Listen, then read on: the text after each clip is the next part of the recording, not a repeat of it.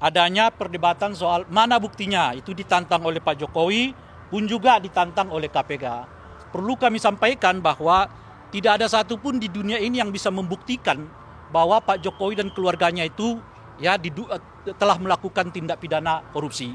Sebab bukti itu hanya bisa ditetapkan oleh penyidik, bukan oleh warga negara biasa seperti kami. Yang bisa disampaikan itu kami menyampaikan data. Tergantung penyidik apakah data itu dianggap menjadi bukti yang sah untuk meningkatkannya ke tahap proses penyidikan atau tidak. Oleh karena itu jangan lagi sekali-kali kita diombang-ambingkan dengan istilah mana buktinya. Nggak ada buktinya, yang ada adalah datanya. Kalau ditanya ada datanya, sudah kita serahkan dulu tahun 2022 ke KPK, 2004 lalu ke KPK, baik oleh Nurani 98 maupun oleh organisasi masyarakat yang lain. Tinggal penyidik di KPK sekarang, berani nggak untuk menetapkan data-data yang diserahkan itu sebagai bukti awal dugaan terjadinya pelanggaran pidana terkait dengan suap, korupsi, dan sebagainya yang menyangkut keluarga Pak Jokowi gitu.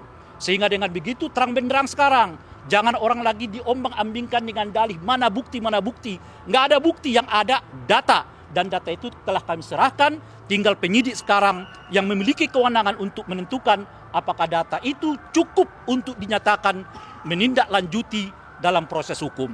Itu yang terakhir dari kami. Terima kasih. Dan terima kasih juga kami sampaikan kepada seluruh kawan-kawan media yang berkenan menghadiri ini.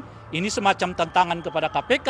Kalau kepada orang-orang yang berhubungan dengan lawan kekuasaan keras akan dikejar ke Antartika. Tapi kalau kelihatan berhubungan dengan kawan sendiri, cukup antar kita. Jangan sampai itu yang terjadi. Terima kasih. Assalamualaikum warahmatullahi wabarakatuh. Ya, data yang sudah disampaikan KPK baik 2 tahun lalu, setahun lalu, dan tambahan hari ini, kita juga mesti melihat bahwa secara empirik wajah Republik ini sedang muram, carut-marut demokrasinya, dan salah satu mantan presidennya masuk dalam daftar presiden yang terkorup di dunia. Tentu kita malu ya. Indonesia menjadi perbincangan dunia, dan disinilah KPK menjadi institusi yang dipertaruhkan. Apakah KPK akan berpihak pada kepentingan untuk memperbaiki keadaan Republik, atau justru KPK menjadi instrumen yang membuat wajah Republik makin buruk? Saya kira itu. Terima kasih. Kalau ada pertanyaan silakan. Kalau data yang dimaksud yang tadi disampaikan itu Kalau data, kita ingin meminta kepada KPK untuk mengungkap kembali, menelaah kembali yang sudah pernah kami laporkan, baik tahun 2022 maupun 2024. Lalu kami sampaikan juga bahwa secara nyata di dunia ini, rilis OCCRP itu adalah bukti empirik untuk menjadi pintu KPK menelusuri itu. Kan kalimat yang sangat jelas di rilisnya OCCRP bahwa Saudara Joko Widodo telah melakukan tindakan yang menggambarkan perilaku korupsi itu. Melalui apa? Melalui proses-proses yang kemudian memudahkan anaknya untuk mempengaruhi peradilan di MK dan lain-lain. Itu sebetulnya pintu yang bisa menjadi instrumen KPK untuk bisa masuk membongkar yang bersangkutan. 2002 berkaitan dengan joint venture. Kata siapa? Nggak ada itu. Namanya tetap ada. Kalau kita lihat sekarang, ada 4 cara mereka untuk meredam isu ini. Pertama dengan menyebut OCCRP itu tidak kredibel. Kenyataannya sebaliknya kan.